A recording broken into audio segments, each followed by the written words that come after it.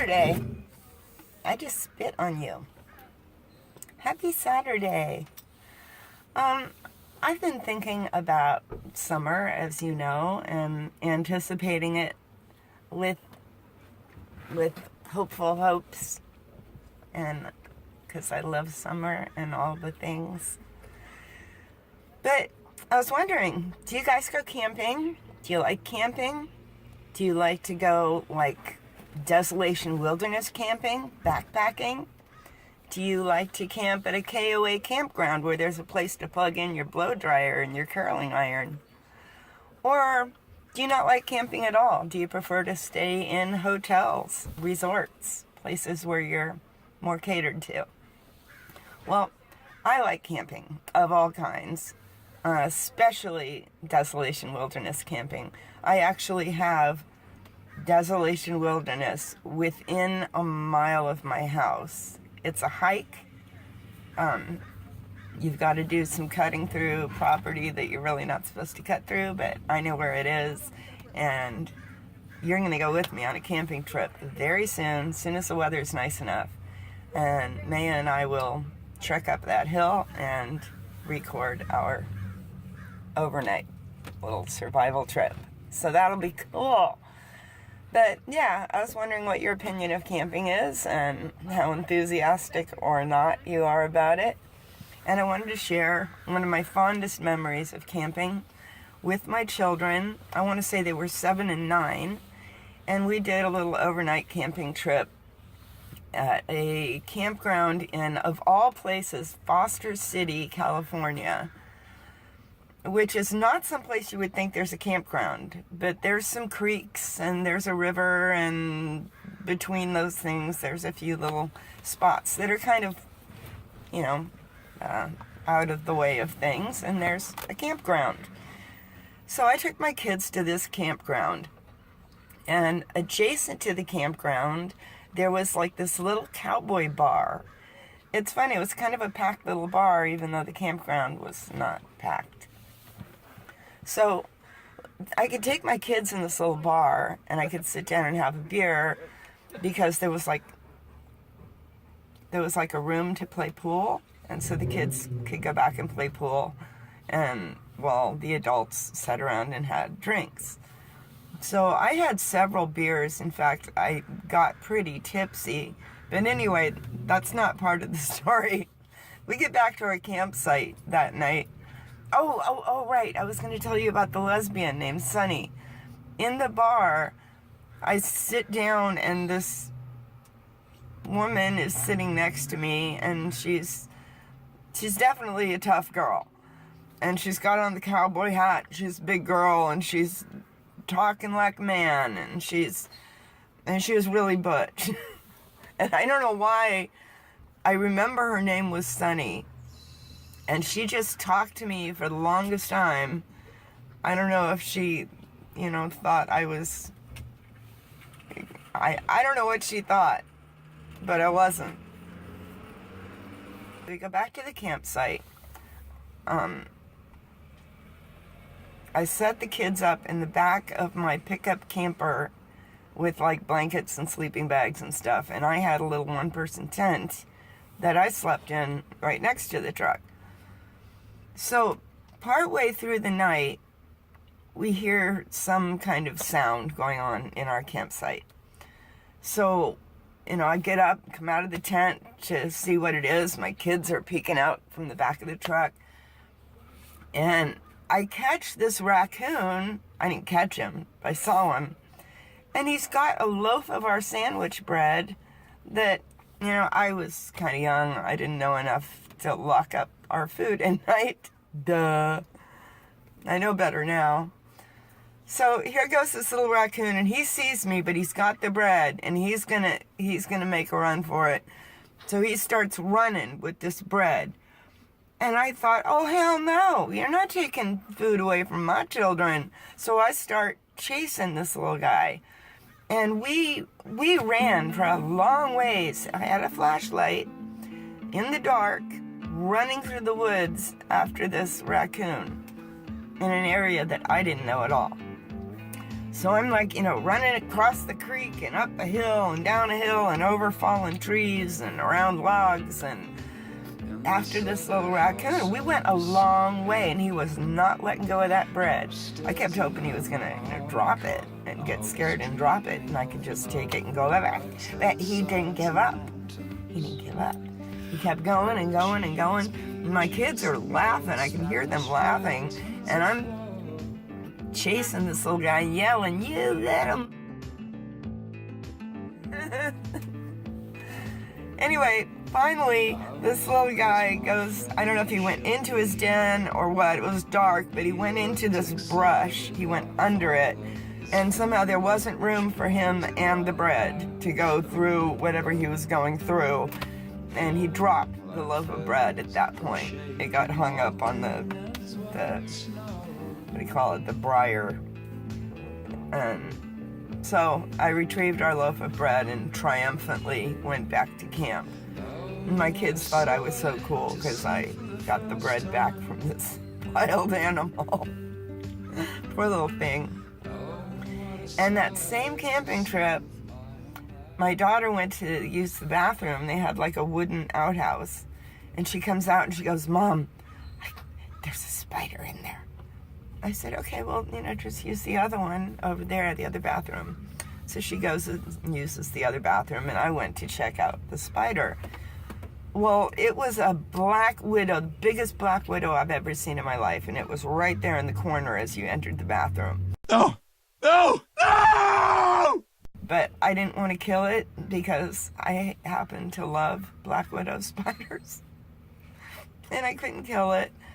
But I came out of the bathroom, and there was a campsite like right there outside of the bathroom where a whole bunch of young men between 20 and 25 were camping together. And it seemed like they had been to the little bar too because they were being really loud and raucous and having a good time. And so I just quietly mentioned to them, I said, be careful when you use the restroom because there's a black widow spider in there. Just be aware of it. Well, don't tell a group of men that there's a spider that's dangerous. They all jump up, war hoops and everything, and go running off to the bathroom, this crowd of men. And of course they killed the black widow spider. Poor thing. They're beautiful spiders, and they generally don't kill you unless you're allergic to them. They just give you a good bite. It's like a bee sting. It hurts, and it can swell up more than a bee sting. And yeah, if you're sensitive, it can kill you, but generally it's not a lethal bite. People make a bigger deal out of black widows than they need to. I think they're cool. So what else happened on that camping trip? Oh, we went fishing. I had brought fishing poles, and we went fishing and caught 3 little fish, or probably the size of my hand, and somehow cleaned them and ate them. It's hard to clean a fish that's that teeny weeny. So yeah, we had a good time camping. Really like camping. I really, really like camping, and Maya likes going with me. So we'll go camping together, you and me, this summer. That'll be so fun. Other camping adventures that I've had was I spent a couple of weeks naked in Mexico on the beach once. That was wonderful. In a place called San Felipe. Just miles of empty beach. And the same little truck that I had taken my kids camping in. I took my kids and a girlfriend that I had at the time. And we went and spent a couple of weeks on the beach in San Felipe. Mostly naked because it was so hot. And because who cared? There was no one around. So that was an awesome experience. My friend got really sunburned though. Oh my gosh. I don't remember if I used sunscreen or if I was just luckier or more careful or what, but I didn't get it like she did. But her shoulder got so sunburned, then it started to peel that same first week we were there, And then she got sunburned on top of the peel. And I swear, I knew her for years after that, and the skin on her shoulder never looked right after that. And it wouldn't surprise me if she developed some kind of little melanoma or something after that. In fact, one time I fell asleep on the beach in somewhere near San Diego, between San Diego and LA, one of those big beaches. Fell asleep on my stomach on the beach and woke up just really... It was not a sunburn. It was a radiation injury. I'm not kidding. It was so bad. And I got my pants back on, and then I had to ride with a group of people back to Northern California from Southern California. And that car ride was so painful, I can't even tell you, having to have clothes on and sit on that skin that was so burnt. And I went to a doctor, and she gave me antibiotics and pain meds and stuff, because every time I would stand up from either lying down or sitting down, as the blood circulation would enter my legs, which it does anytime you stand up from a lying down position, then the blood just kind of circulates into your legs more. And that couple of moments after standing up, I can't even tell you the weird, horrible, bone deep pain that would happen. And this is from a sunburn. From a sunburn. I mean, you just don't think that the sun can do that to you, and it can. And so, I watch for weird things on the skin on my legs now, because you can develop little melanomas later when you've been through something like that. In fact, I have a little thing on my leg that I should probably have looked at. It's not a big deal. It's just kind of like a little mole, but it's changed some over the past couple of years. And so, it could be from that sunburn. I don't know. But in any case, we're in town here, obviously. I've got some things I have to get at the store. And, I just wanted to get Maya out for a ride in the sunshine. It's a beautiful day. I see more rain clouds moving in. It rained all day yesterday. It's not quite ready to quit yet. But when it does, I'm ready. We've got police activity going on.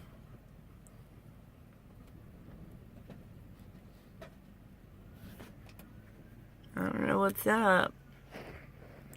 There's 2 sheriff's cars. And there's a cop talking to a lady in the gas station area right there. I know you can't really see it. It's too dark. I saw Steve Vaxman pull in his truck, but I guess they waved him on. But man, he's always there, 1 minute after the cops.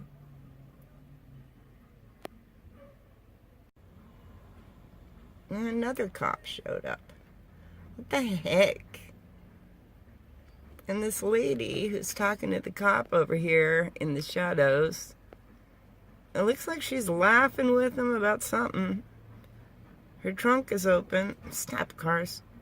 Her trunk is open. So what's going on? All these cops called to the gas station to talk to the laughing lady.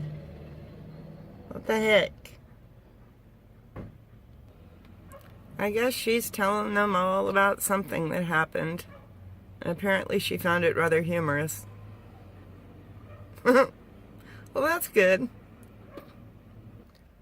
Okay, I think that seated on the sidewalk in front of that first sheriff's car, I think they have a guy sitting over there. So he must have done something to piss her off. My Lord. Look at this dog of mine. Stop, Maya. That's no way for a YouTube star to act. Okay. Yes, the cops have decided what to do. Are they gonna let this guy go, or are they gonna arrest him?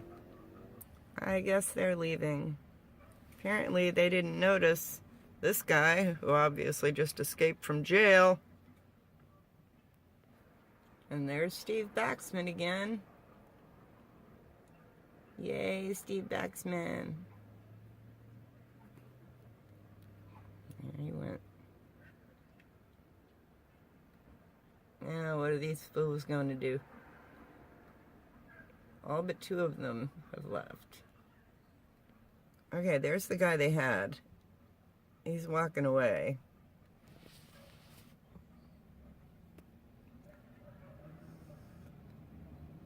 And he's going to get on a bike.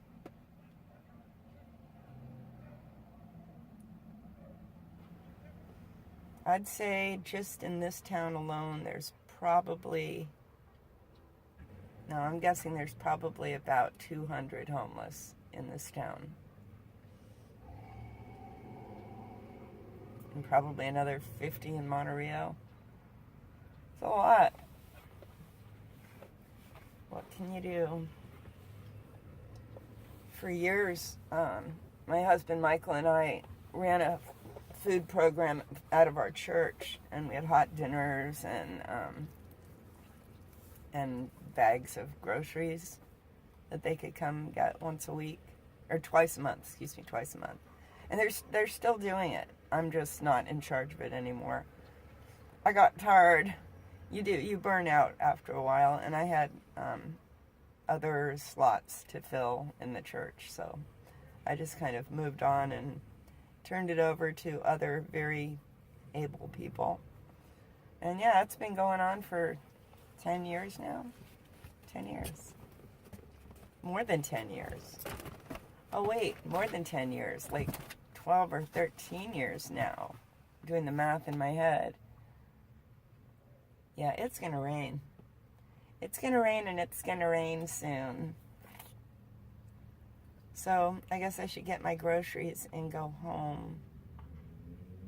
Yeah, that guy's still messing around with his stuff over there. It looks like he's got his belongings in some kind of way. He's tying them onto this little portable bike that he has. Little tiny thing. Alright, well, I love you guys. Thank you for listening and for tolerating my lipstick today, which is really weird. I usually just wear lip gloss, but I tried this new stuff. It's called lip paint. And it's like once you put it on, it's kind of a big deal to get it off. And I don't like the way I applied it. I don't like the color, at least not with what I'm wearing. It's way too orangey. See, I know some stuff about makeup. I just don't wear it very often. I have tons of makeup. I know how to do makeup. I just don't know how to do this newfangled crap, lip paint. What the hell is that? You put it on, it's like you need paint thinner to get it off or something. No, I'm kidding. I'm not going to put paint thinner on my face. Don't worry. Have a good night, you guys. I love you guys. I think about you all the time. And I'll see you in the next video. Peace out. Say goodbye, Maya. Say goodbye, Maya. What's that?